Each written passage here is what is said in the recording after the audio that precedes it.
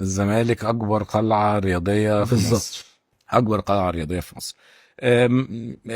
الموضوع باختصار، هم دلوقتي لما الاهلاويه اتكلموا عن الموضوع وكده، قال لك ما انت بتقول على نفسك الاهلي فوق الجميع، امم. تقول على نفسك اعظم نادي في الكون. امم. طيب مين اللي بيقول اعظم نادي في الكون ده؟ الجمهور. جمهور. جمهور يقول انا اعظم نادي في الكون. طيب واعظم نادي في الكون ده شعار عاطفي. انا ممكن واحد كده يبقى يقول لك انا امي اعظم ام في العالم، بالنسبه لك ده هيضايقك؟ لا طبعا. خلاص انا شايف ان امه. ام اعظم. لكن لما اجي يقول لك انا امي اكتر ام محققه انجازات في الناس اللي قاعده دي كلها، لا قول لي هنا بقى ارقام قول وحسابات. لي بقى انجازات امك، لازم اعرفها. اه والله لازم اعرفها. خلاص انت لازم اعرف لازم انجازات اعرف امي. انجازات امك بقى. انت بتقول ان انا امي اكتر واحده عملت انجازات، لا اقف هنا وقول لي انجازاتها ايه بقى. اه. انا اكبر قلعه رياضيه، اكبر قلعه رياضيه في مصر، فانت حددت في مصر يعني كل الفرق المصريه تحت. تمام. تمام. اكبر قلعه رياضيه في ايه؟ هل انت الاول تاسيس؟ لا. لا. هل انت الاكثر فروع؟ لا. لا. هل انت الاكثر اشتراكات في النادي؟ لا. هل انت الاكثر تحقيق بطولات محليه؟ لا. هل انت اكثر تحقيق بطولات قاريه؟ لا. هل انت دخلت بطولات عالميه؟ لا.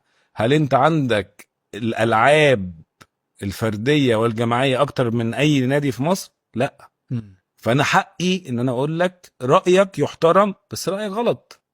لكن لما الجمهور يقول اعظم نادي في الكون، ده شعار عاطفي.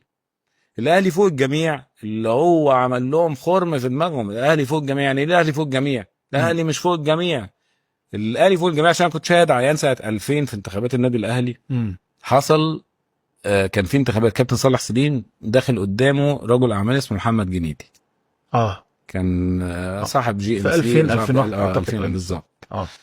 وكان الراجل ده داخل بتقله قوي صار. وصارف، وكان بدأ حصل شوية مشاحنات بين الجبهتين. فاكر. صارف وحصل شوية مشاحنات بين الجبهتين. مم.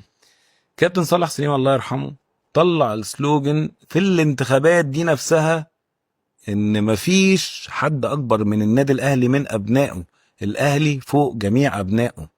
اه يعني الاهلي فوق الجميع دي مقولة داخل النادي الاهلي. داخل النادي الاهلي، واتقالت في انتخابات 2000 دي كانت اول كده، واتعلقت مش فوق على النادي الجميع، الأهلي. فوق المصريين. مش مهم جدا زي النقطة ما دي تقول مصر تتوضح. فوق الجميع. انا بالنسبه لي مصر فوق جميع المصريين. عمري ما بقول مصر فوق جميع الدول. الباكستاني الاهلي الاهلي فوق جميع ابنائه.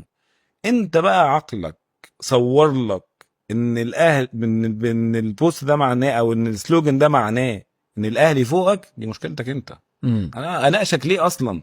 ايوه. هوضحها لك مره، هتكلمني فيها تاني اقول لك براحتك. انت شايف ان الاهلي فوقك وبتتناقش فيها براحتك. انت شايف ان انا قصدي كده براحتك، مش هتكلم معاك تاني.